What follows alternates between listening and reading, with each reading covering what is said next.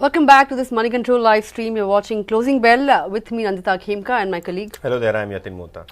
Yatin, third day of a triple-digit cut coming in on the index, and you know what's worrying is the fact that not only have we ended way below that 20 DMA level of 24,314, we've even breached below that breached that 24,200 mark. Right. In fact, we tested that 24,180 mark, which was the recent swing low that was made on Friday before we made a very good comeback. You know, my point is, if we have retested that level, who knows tomorrow? You know, after the Fed meeting is out of the way, you know, and now that we have seen such a bit of a sell-off so far this week, we could see some bit of a comeback, because after all, after 24,180, we saw such a big turnaround in the market, and we saw the Nifty staging a very good rally on Friday. So who knows, tomorrow could be the, you know, turning point or the day where we could see some bit of a buying coming in. I think, if you look at the US markets, they are down 9 days in a row. Yeah. We are down 3 days in a row. And probably, the global markets are now watching out for the Fed action, what they believe inflation is going, what they believe the rate cuts could look like in calendar year 2025. A lot of things and a lot of events probably the markets are waiting for and consolidating before that. So I think the US markets and the Federal Reserve both hold the key as to how we will perform in the next few trading sessions.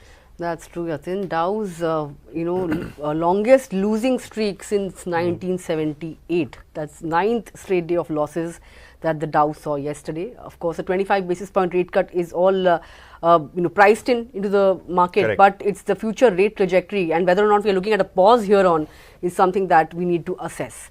For that, of course, we'll be watching out for what happens tonight.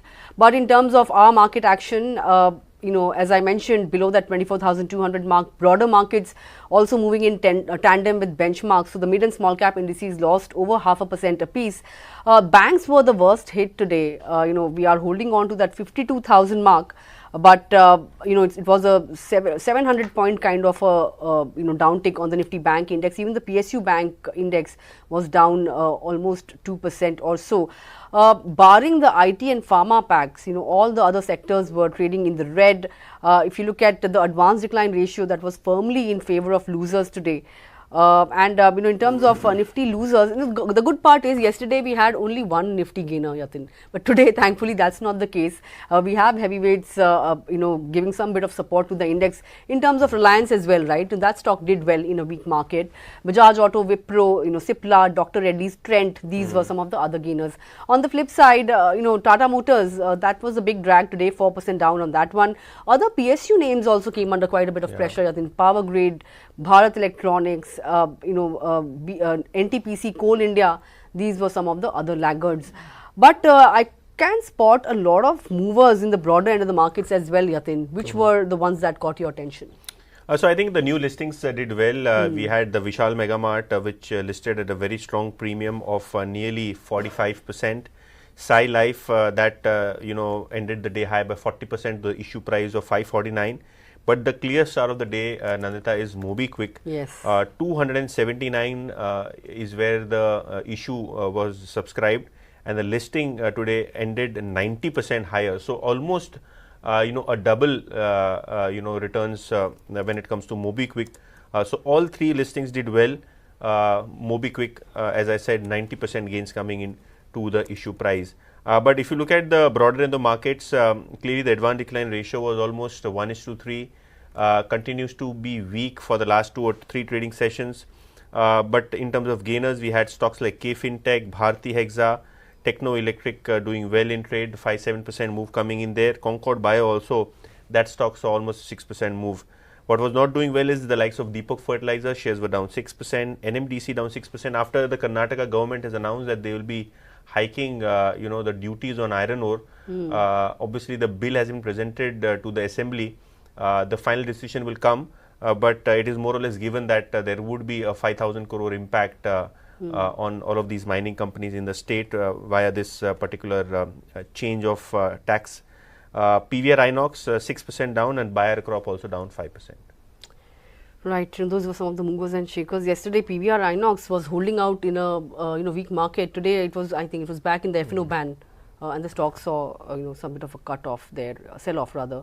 But on that note, I want to talk about all the stocks that are on our radar this afternoon. The city gas distribution companies are on my radar, but Yatin, I want to point out the fact that IGL has seen a very good up move today, rebounding from day's lows, and in fact ending the day high by about almost 6%, although other companies like MGL and Gujarat Gas ended the day in the red. But there is a cautious report coming in from Nuvama on the entire city gas distribution lot. They've said that the recent deallocation that the company saw by the government, the pace of that had of course taken the street by surprise, but the stocks have staged a very good rebound since the November lows. There was a knee-jerk reaction after the government cut the APM gas allocation to these companies by 20% in November for a second straight month. But since then there were murmurs that gas will come under GST. Correct. And because of that we saw a very good rebound coming in on some of these stocks. From November lows, you want to point out IGL was up almost 22%. This is with respect to yesterday's close price. Of course, today we saw a good up move in IGL. MGL is up 10% and Gujarat Gas, that's up 12% from November lows. Reports are suggesting that GST, gas under GST may not feature on the GST Council meets agenda when they meet later this weekend. Because, if the gas is brought under GST, that would lead to only one tax for the companies to pay, because right now there are quite a few taxes that they pay, state VAT, central sales tax, central excise duty. So all of that will go, and GST, if gas comes under GST, they will also be able to claim input tax credit, and that will bring their costs down. Now, Nuvama has pointed out that as a result of the cut in APM gas, obviously the cost, the procurement price or cost of gas will go up for these companies as they look for alternative sources like high pressure, high temperature gas and the likes, new well gas or spot LNG for that matter. But that will really jack up their costs, and the street is not factoring in the fact that the profitability will take a serious hit for these companies, and margins will also suffer. Aside of that, if you look at the issue of gas under GST, there is a lot of to and fro happening, right? And there is no consensus as such. Because of that, the timing of this move to happen is uncertain. And aside of that, if that happens, Nuvama has said that the margins could see a potential upside of 9 to 11% for some of these companies for FY26, the EBITDA, so to say. Of course, if you look at the price of the cost factor, it will go up because, as I mentioned, the source of the gas. They will be looking at the costlier sources of gas. But because of the fact that there is uncertainty as to when gas will come under GST, there is a lot of uncertainty in terms of financials. For third quarter in particular, the EBITDA margin per standard cubic meter is expected to plunge 17 to 44% on a quarter-on-quarter basis, according to Nuvama. And all these companies have undertaken price hikes as well, but they were far lower than what really is necessary for the companies to offset the hike in costs. So, which is why Nuvama has pointed out that Q3 EBITDA margin will see a 1% realization uptick as a result of the gas price hike, but it falls short of the 4 to 11% weighted average cost hike of the prices, right? And which is why they have reiterated the reduced rating on IGL and MGL, and for Gujarat Gas they have a hold rating because Gujarat Gas caters more to the industrial side. So, all in all, cautious stance on some of these gas companies, but a lot depends on when really natural gas comes under GST. Right, and that is the view of Nuvama on gas stocks, but Nuvama also came out with a report on paint industry. It is quite important given the fact that the shares of Asian Paints are clearly underperforming the markets after several decades of outperformance. Clearly, Asian Paints is something which is now out of the institutional radar. Talking specifically about Asian Paints, Nuvama believes that because it's a pan-India player and given the fact that JSW Paints and Birla Opus from Birla Group is now competing with this brand, it will be the most impacted, especially given the fact that Asian Paints' presence is in urban India. The urban consumption slowdown and the overall spending slowdown will impact Asian Paints the most. In fact, smaller companies like Berger Paints as well as Indigo Paints would not get impacted as bad as Asian Paints, because Asian Paints has a lot to deal, from urban slowdown to growing competition in the higher volume bracket. Now, Birla Opus entry in the big cities has limited initial impact on Berger Paints and Indigo Paints, according to Nuvama's report, and they prefer both Berger Paints and Indigo Paints, wherein they have a buy rating. And obviously, if you look at the paint industry versus the paint industry itself, they prefer Pidilite as a stock. So, 3 stocks in focus: Berger Paint, Indigo Paint, and Pidilite. Given the fact that Asian Paints is all set to get impacted with the entry of Birla Opus as well as JSW Paints. Right, when Birla Opus was going to make an entry into the market, I think at that point of time everybody felt that Berger Paint will be the most impacted, because Birla's never really wanted to be the number 1 player in the paint sector. But given the fact that Berger Paints is more prevalent in the tier 2 cities, and Grasim, Birla Opus rather has poses more risk to Asian Paints because it's present in the bigger cities.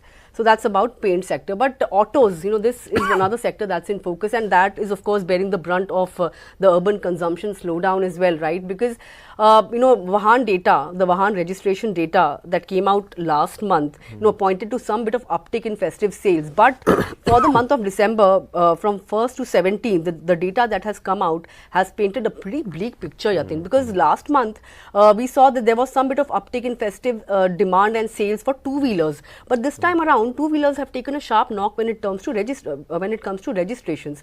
If you look at the Vahan data, retail vehicle registrations overall have fallen 19% on a YOY basis to 9.79 lakh units compared to 12.1 lakh units in the same period last year. There has been a major fall in two-wheeler registrations, which are down 24% on a YOY basis for the period 1st December to 17 December. Passenger vehicle and commercial vehicle, which had been witnessing some bit of slowdown, I think that there the demand was weak, but surprisingly they have relatively outperformed. If you look at the PV sales, relatively outperformed, because they have dropped just about 3.3% on a YOY basis, and CV, that segment has seen a 8.5% drop on a YOY basis. So all of them have outperformed the drop in two-wheeler registrations. The registration for petrol power vehicles are down 25%, and electric CNG categories seem to have outperformed. FADA in fact had also come out with data recently, and they had also pointed to weak sentiment, but they were hopeful of a pickup amid stable rural demand, year-end offers, as well as a benign inflation outlook. But that hasn't really happened.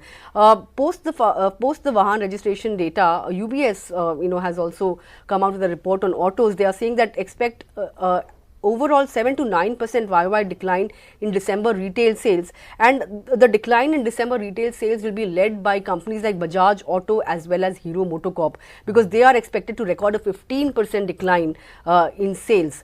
TVS, Honda, these are some of the companies that have gained market share if you look at the YOY as well as month-on-month basis, and Hero Moto is the one that has lost the most in terms of market share, both on a YOY as well as month-on-month basis. TVS and Eicher Motors, on the other hand, are on track to post growth when it comes to December sales. EVs, on the other hand, will continue to gain traction going forward, even though market leaders have seen some bit of erosion in volume. So all in all, Yatin, no pickup in festive sales, and two-wheelers surprisingly, although of course we have seen the trend of urban consumption slow down, but rural seem to be doing well. Correct. In the wake of that, if you see such a big drop in the registration data for two-wheelers, that kind of makes you think as to where festive sales, whether festive sales are going to pick up or not going forward. Correct, and Vahan data sometimes is misleading, because the overall data takes time to populate. I think the actual data from FADA or probably the companies, something like Siam will be to watch out for, but that comes later. So let's see whether or not the stocks react to all of these data points. As of now, with the markets, auto stocks are under pressure, but probably in the next 15 days we'll get a better picture, and also the guidance for the new calendar year from all of these auto companies. All right, that was about the auto stocks, but with that, we've come to the end of this edition of Closing Bell. Of course, key to watch will be the Federal Reserve meet outcome later tonight, and we will be reacting to it tomorrow. So, we will be getting your global voice as well. to decode the Fed's commentary on future rate trajectory. But for now, it's a goodbye from me and Yatin. Thanks a lot for tuning in. Stay tuned to Money Control for all your other news and updates.